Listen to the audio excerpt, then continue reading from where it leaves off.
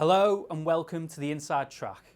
My name is Kyle Caldwell, Deputy Editor of Money Observer.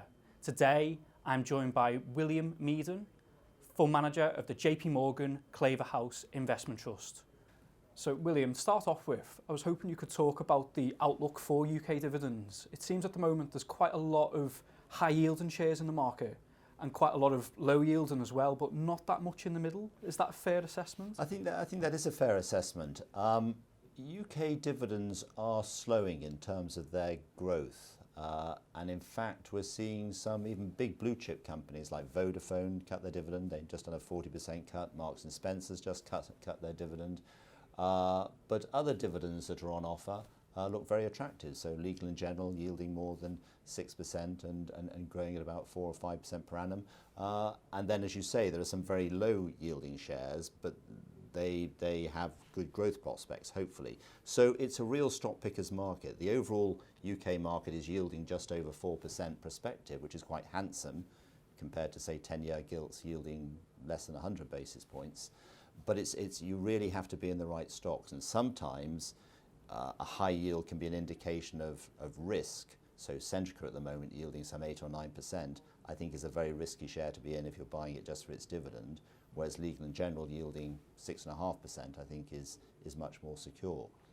In the FTSE 100 there's a lot of internationally facing businesses as well as also domestically focused businesses. Are you investing in a mixture of both, or is there one over the other that you're preferring at the moment? Claverhouse has moved since the Brexit vote of June 16 much more into the big FTSE 100 companies, which tend on average to be much more overseas in terms of their own earnings and revenues. Some 70% of revenues of FTSE 100 stocks comes from outside the UK. And that to us seems very appealing from a number of points of view. Firstly, there is this uncertainty of Brexit. I don't know how it's going to play out, but clearly the uncertainty is weighing very heavily on sterling at the moment, which is now down at sort of 125, 126, significantly down from where it was 3 years ago, which is worrying in some ways, but it's very beneficial to companies like Shell, BP, Rio Tinto, which get a large proportion of their revenues from overseas, because you get that big translation benefit when you translate their earnings back into sterling. So it's very appealing to us that these big blue chips have this big exposure overseas, are quoted on the London stock market, are paying very good yields, and are very big and liquid, and you're able to deal with them without any fear of illiquidity in those stocks.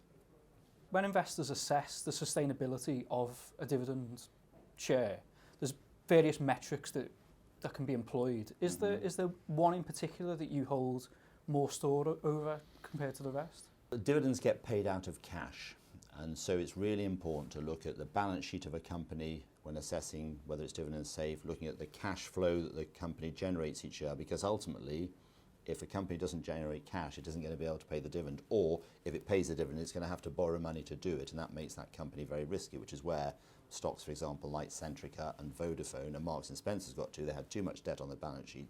The companies weren't growing enough to generate the cash. They had to cut the dividends. So cash flow is what I look at more than anything. There are other things, as you say, covered by profits and so forth, but cash flow is the really important thing.